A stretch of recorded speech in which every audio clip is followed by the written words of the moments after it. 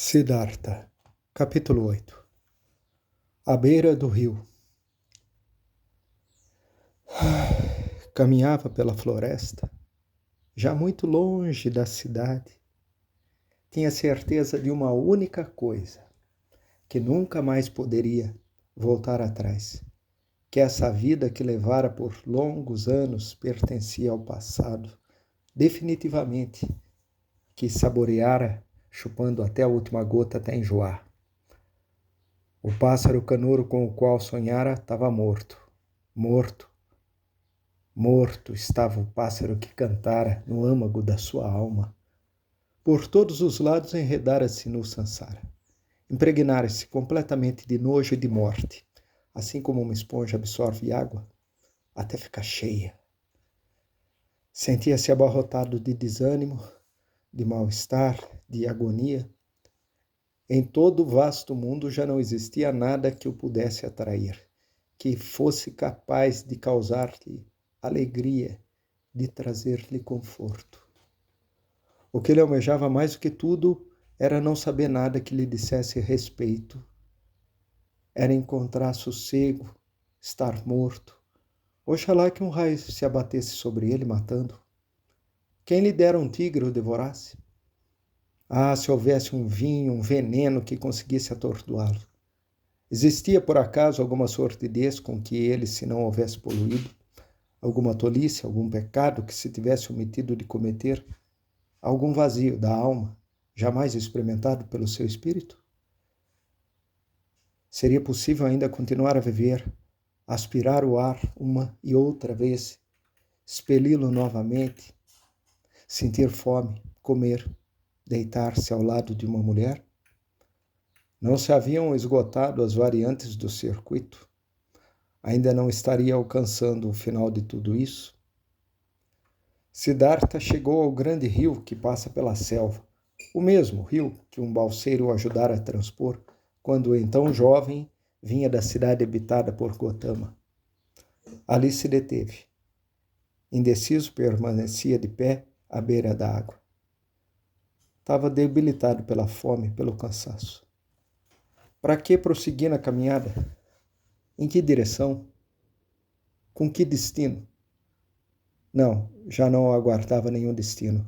Nada havia a não ser o profundo e doloroso desejo de livrar-se daquele pesadelo confuso, vomitar esse vinho nojento, acabar com tal vida miserável e ignominiosa. Por cima da ribeira inclinava-se uma árvore, um coqueiro. Siddhartha encostou o ombro na madeira. Agarrando-se ao tronco, cravou os olhos nas verdes águas que corriam lá embaixo. Sempre e sempre. Almejava de todo o coração desprender-se, afogar-se naquele rio, em cuja superfície se espelhava um vazio tremendo, qual reflexo do pavoroso vazio de sua própria alma. Sim, ele, Siddhartha, estava no fim.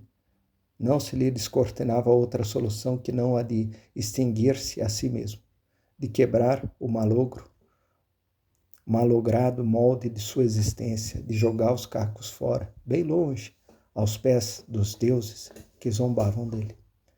Sentia que esse era o momento do grande vômito pelo qual ansiara, a morte, a dilapidação da forma odiada. Que os peixes devorassem o corpo de Siddhartha, desse cão, desse louco, que engolissem esse cadáver depravado, podre, essa alma langorosa, violentada. Quem lhe dera ser comido por peixes e crocodilos, ser dilacerado pelos demônios. Com o rosto crispado, fitava as águas, contemplou a sua fisionomia no espelho e cuspiu nela. Terrivelmente fatigado, soltou a árvore, empertigou-se um pouco a fim de lançar-se numa queda vertical que o levasse ao acaso definitivo. Com os olhos cerrados, deixou-se cair rumo à morte. Nesse momento, um som começou a vibrar nele, vindo de longínquas regiões da sua alma, de épocas passadas da sua existência gasta. Era uma única palavra, uma só sílaba que ele pronunciou inconscientemente em voz insegura. Era a velhíssima palavra inicial e final de todas as orações do brahmanismo.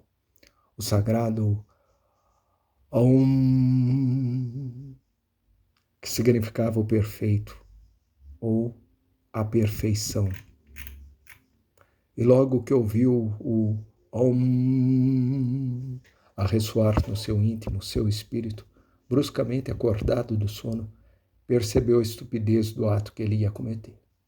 Estremeceu, então chegara àquele extremo, perdera-se a tal ponto, andara tão alucinado, tão nécio, chegar a almejar a morte, permitindo que aquela ânsia, aquele desejo próprio de uma criança crescesse nele. Quisera encontrar sossego ao exterminar o próprio corpo, o que todos os tormentos daqueles últimos tempos, todas as desilusões, todo o desespero não haviam conseguido fazer. Produzia-se naquele instante quando o Om penetrava na sua consciência. Em meio à sua miséria e a seus equívocos, reconheceu-se a si mesmo. Om, disse de si para si. Om.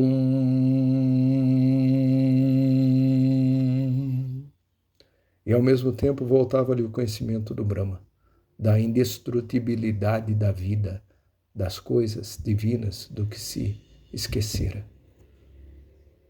Mas isso tudo durou apenas um instante, era como um raio. Estendeu-se ao pé do coqueiro, prostrado pelo cansaço, murmurando a palavra Om. Deitou a cabeça na raiz da árvore e entregou-se a um sono profundo.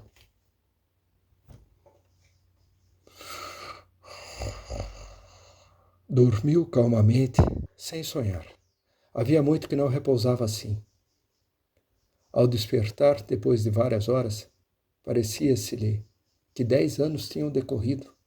Ouvia o suave marulhar das águas. Não sabia onde estava e quem o levara até aquele lugar.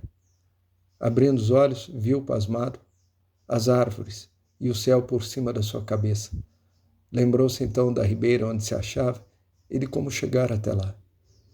Contudo, careceu de algum tempo para dar-se conta disso. Era-lhe como se o passado estivesse envolvido num véu infinitamente distante, infinitamente remoto, totalmente desprovido de importância.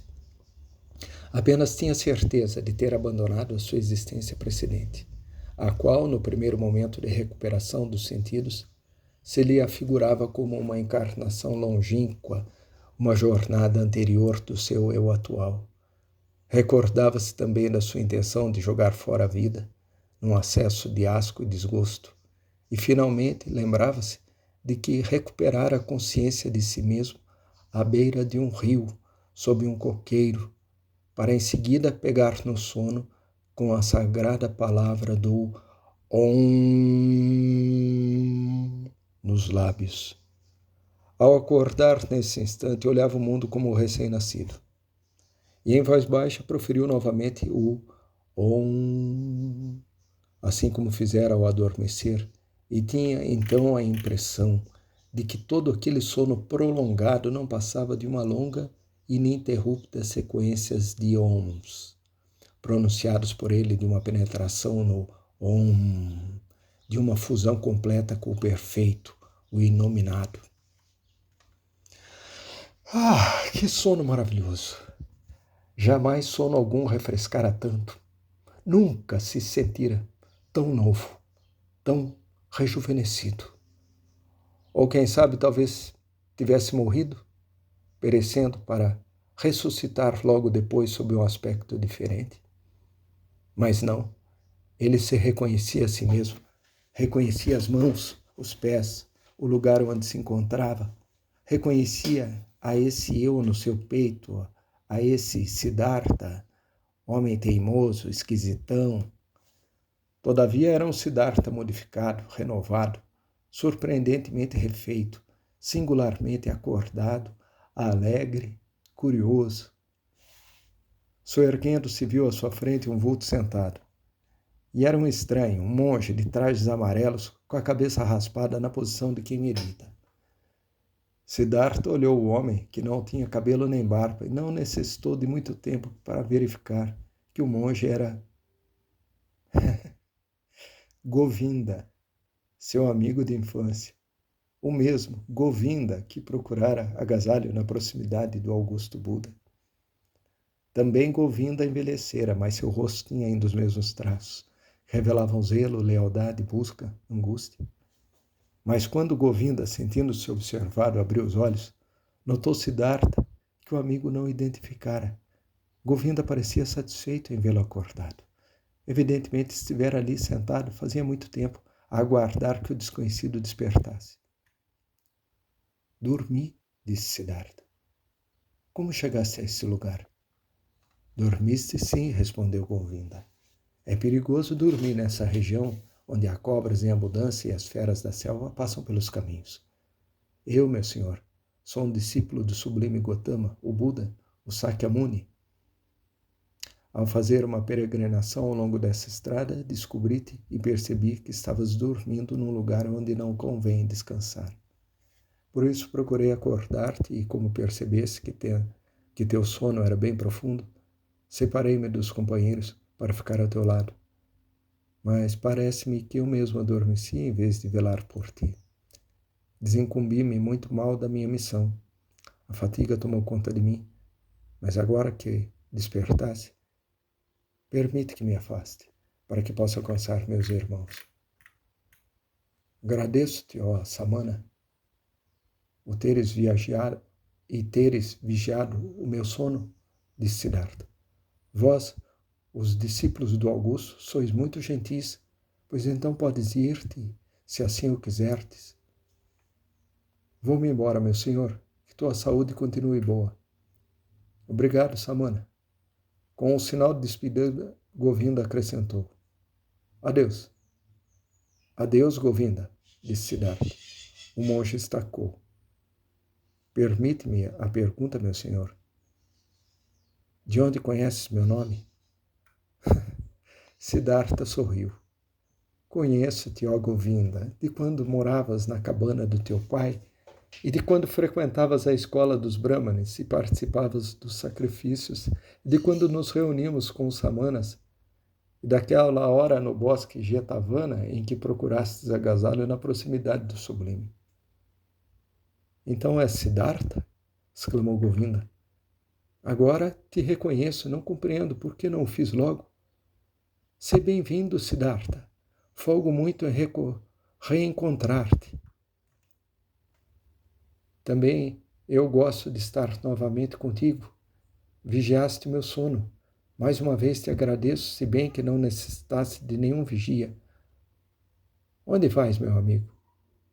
Não tenho rumo certo. Nós, os monges, vagueamos sempre pela região, a não ser na estação das chuvas. Vamos de um lugar a outro, vivendo segundo o ritual, propagando a doutrina, pedindo esmolas e prosseguindo na nossa jornada. Sempre e sempre. E tu, Siddhartha, onde vais? Respondeu Siddhartha. Comigo acontece a mesma coisa, meu amigo. Ando sem rumo. Apenas vou caminhando. Sou um peregrino. Afirmas que é um peregrino, tornou Govinda. E acredito nas tuas palavras. Mas, Siddhartha, não leves a mal o que eu te digo. Não tens a aparência de um peregrino. Usas roupas dos ricos, calças sapatos que convêm a um cavalheiro distinto. Teu cabelo que cheira a água perfumada não se parece com o de um samana peregrino. Perfeitamente, meu caro. Observaste tudo muito bem. Teus olhos são deveras perspicazes. No entanto, não asseverei ser um samana. Disse apenas que sou um peregrino. E assim é de fato, encontro-me numa peregrinação. Então és um peregrino, replicou Govinda. Mas pouca gente faz romarias com trajes, sapatos e penteados dessa qualidade. Eu, que há muitos anos vivo peregrinando, nunca vi um peregrino igual a ti. Disso eu não duvido, amigo Govinda. Mas justamente hoje topasse com um peregrino diferente, que veste roupas e calças de outra espécie. Não te esqueças, meu querido, o mundo das configurações altera-se a cada instante. Perecíveis, sumamente perecíveis, são os nossos trajes e os penteados dos nossos cabelos, assim como também os próprios cabelos e corpos. Eu uso as roupas de um homem rico. Nisso tens razão. Uso-as porque fui rico e ando penteado como os pândigos mundanais, uma vez que fiz parte deles. E agora, ó Siddhartha, que és agora? Não sei. Ignoro da mesma forma que tu. Apenas vou caminhando. Tenho sido um ricaço, mas cessei de sê-lo. Não faço nenhuma ideia do que eu serei amanhã. Perdeste a tua fortuna? Perdi-a, ou talvez ela tenha perdido a mim. Minha fortuna sumiu. A roda das configurações gira depressa, amigo Govinda. Onde ficou o Brahmani? Siddhartha. Onde o Samana? Siddhartha. E onde está o ricaço Siddhartha? As coisas efêmeras mudam rapidamente, meu caro Govinda. Bem o sabes. Por muito tempo Govinda fitou o amigo de infância. Seu olhar expressava dúvida. Em seguida saudou como se saúda um cavaleiro distinto. E foi-se embora. Sempre sorrindo, Siddhartha seguiu com os olhos. Ainda o amava a esse homem leal, sempre preocupado. De resto, como poderia ter deixado de amar o que quer que fosse, pessoas ou objetos, neste momento exato, nesta hora magnífica, após o sono milagroso, quando se sentia inteiramente penetrado do Om. Justamente nisso consistia o feitiço que tomara conta dele. Através da palavra sagrada, e fazia com que ele sentisse amor a tudo e se enchesse de ternura para com todas as coisas que se lhe deparassem. E tinha a impressão de que a grave doença de que sofrera até poucas horas antes manifestara-se precisamente na incapacidade de amar nada e ninguém. Ainda sorridente, Siddhartha prosseguiu acompanhando com o olhar o monge que se afastava. O sono fortalecera-o consideravelmente. Mas nesse momento a fome torturava-o muito. Fazia 2 dias que não comia e os tempos em que estava acostumado a abster-se de alimentos pertenciam a um passado remoto. Melancolicamente e, todavia, com uma risada jovial, recordou-se daquela época distante. Veio-lhe à memória que, perante Kamala, gabara-se de saber realizar 3 coisas, de dominar 3 artes, nobres, insuperáveis: jejuar, esperar, pensar. Isso representava tudo que então possuía. Servira-lhe de esteio sólido, dera-lhe força e poder. Nos anos duros, laboriosos de sua juventude, Siddhartha assimilara essas 3 artes, só elas, mas depois as perdera. Essa altura nenhuma delas pertencia-lhe, nem a arte de jejuar, nem a de esperar, nem a de pensar. Ele as trocara pelo que havia de mais vil e de mais efêmero no mundo, pelo prazer dos sentidos, pela vida amena, pelos bens materiais. Realmente o que lhe acontecera era curioso. Ao fim de tudo isso, assim lhe parecia, tornara-se de fato um tolo como os outros homens. Refletiu sobre a situação. O ato de pensar causava-lhe dificuldade. No fundo, nem sequer gostava de fazê-lo, mas com algum esforço conseguiu. Pois então, pensou, já que todas aquelas coisas passageiras me escorregaram por entre as mãos, acho-me novamente sob o sol, sozinho, como nos meus dias de infância. Nada possuo, nada sei fazer, nada posso realizar e nada aprendi. Não é mesmo estranho? Agora que já não sou nem jovem, que meus cabelos já ficaram bem grisalhos, que minhas forças diminuem, volto à estaca zero, lá onde eu estive em criança. Mais uma vez esboçou um sorriso. Sim, seu destino era deveras singular. Ele ia abaixo e novamente se encontrava nesta terra totalmente vazio, bobo, desamparado. Mesmo assim, sentia-se incapaz de afligir-se por isso.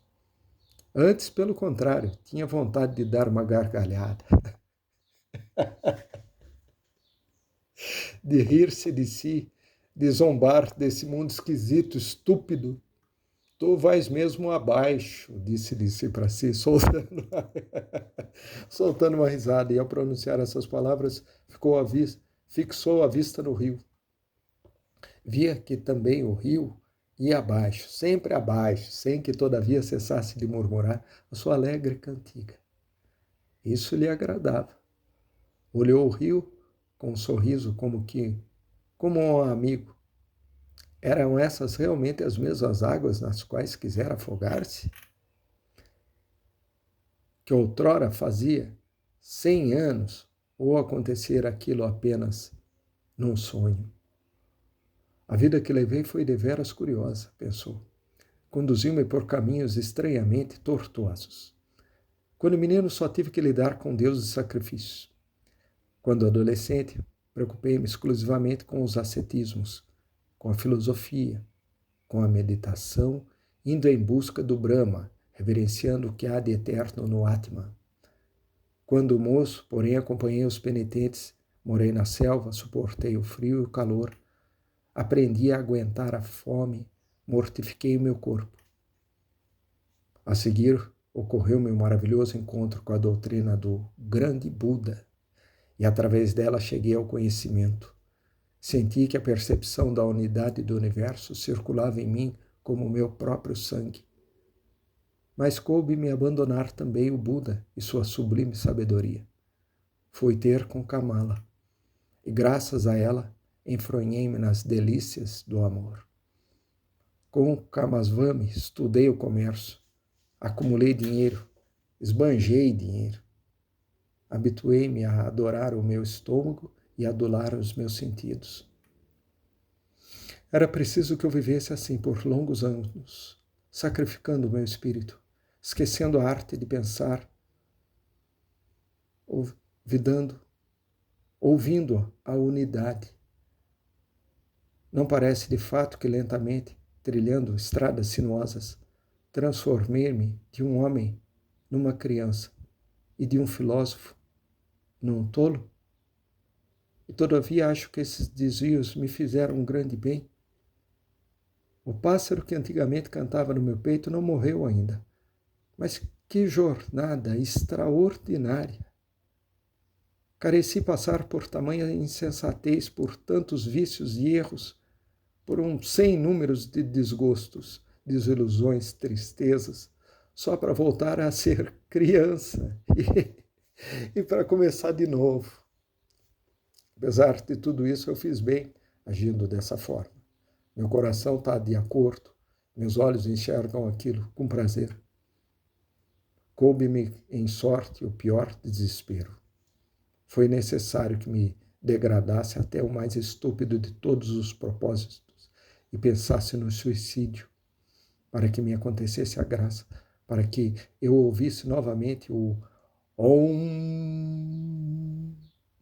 para que fosse-me dado dormir com calma e acordar refeito.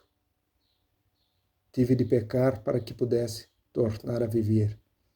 Aonde me levará agora o meu destino? Meu caminho parece louco, faz curvas, talvez me conduza num círculo fechado. Seja como for, vou segui-lo. Sentiu-se tomado de um bem-estar indizível.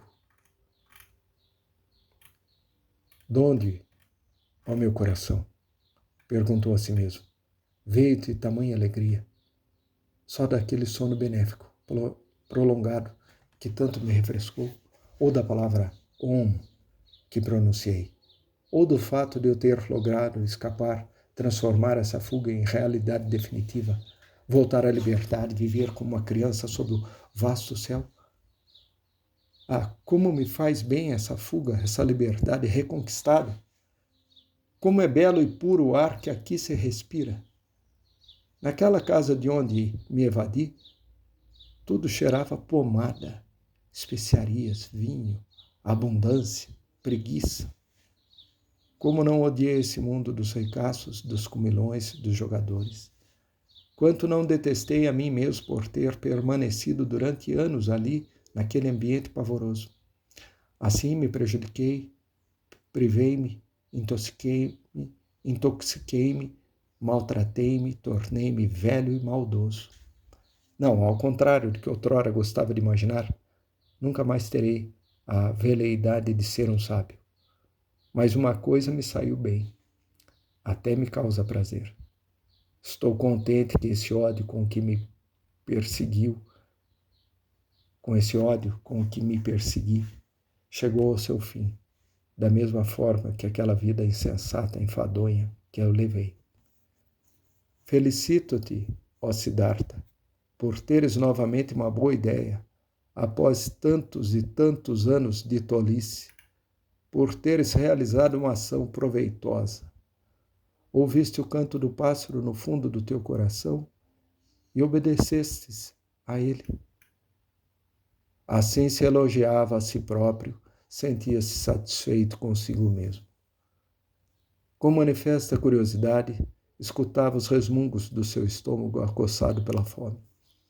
Percebia nitidamente que no decorrer dos meses e dos dias que acabavam de passar, esvaziara até a última gota a taça da tristeza e do desgosto, para em seguida vomitar o conteúdo amargo numa convulsão de desespero e morte. Estava bem assim. Ter-lhe-ia sido possível permanecer por muito tempo ainda ao lado de Kamaswami, ganhando e desperdiçando dinheiro, cevando o ventre e permitindo que sua alma morresse de sede. Talvez tivesse ele continuado a habitar aquele inferno suave, confortável, se não lhe houvesse acontecido aquele momento de extrema desesperança, de completo desânimo. Aquele momento derradeiro, quando à beira das águas horrendoras, estivera disposto a suicidar-se.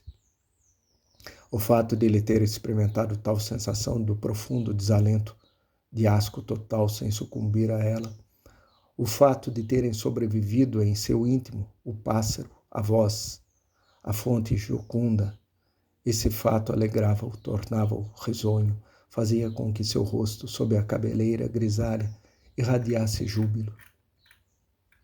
Que bom, que bom. Assim pensou, provar tudo quanto se necessita conhecer.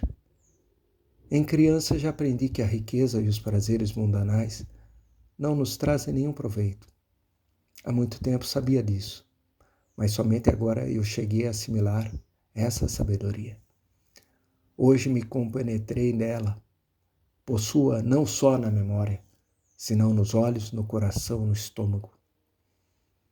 É uma bênção ter-se essa certeza. Durante horas a fio meditava acerca da transformação que nele se produzira. Com atenção escutava a voz alegre do pássaro que cantava na sua alma. Mas como? Aquele bichinho não estava morto? E a dor que ele, Siddhartha, sentira pelo seu desaparecimento? Ora, o que morrera no seu íntimo era outra coisa, algo que havia muito desejava ser exterminado. Não era precisamente aquilo que ele quisera extinguir no ardor dos seus anos de penitência? Não era sua própria personalidade, o seu eu mesquinho, angustiado, orgulhoso, com o qual travara uma luta de longos anos, que uma e outra vez triunfara sobre ele, que sempre ressuscitara, por mais que ele o abatesse, que lhe vedara a felicidade e lhe incutira o medo? O que encontrara a morte, até que enfim, nessa selva, na ribeira desse belo rio, não seria justamente esse eu?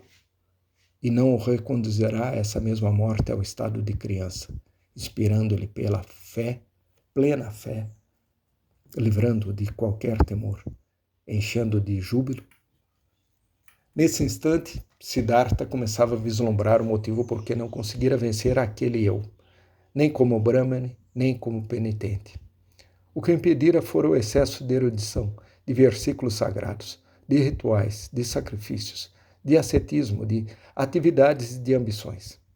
Sempre se pavoneara com altivez, sempre quisera ser o mais inteligente, o mais zeloso, sempre se empenhara em tornar a dianteira, de tomar a dianteira. Sempre se exibira nos papéis de sábio, de intelectual, de sacerdote, de filósofo. Nesse sacerdócio, nessa altivez, nessa erudição, infiltrava-se o seu eu. Ali se arraigava, crescera, enquanto ele, Siddhartha, cria tê-lo aniquilado por meio do jejum e mortificações. A essa altura, porém, redescobriu e também percebeu que a voz secreta tivera razão e que nenhum mestre jamais teria sido capaz de salvá-lo. E por isso fora inevitável que ele se encaminhasse ao mundo para perder-se na busca de prazeres, de poder, de mulheres, de dinheiro, e que se tornasse sucessivamente comerciante, jogador de dados, beberrão e avarento, até que o sacerdote e o samana, que nele houvera, estivessem mortos. Por isso coubera-lhe em sorte suportar todos aqueles anos sórdidos, suportar o nojo, o vazio, o absoluto de uma existência fastidiosa, inútil, até o fim, até a amargura do desespero, até que o patusco Siddhartha e o sovina Siddhartha pudessem morrer por sua vez. E eles estavam mortos, realmente. Um Siddhartha renovado despertava do sono. Também ele envelheceria, também ele teria de falecer um dia. Siddhartha era efêmero, como efêmeras seriam quaisquer configurações. Nesse dia, porém, o novo Siddhartha sentia-se jovem. Era criança outra vez. Estava cheio de alegria.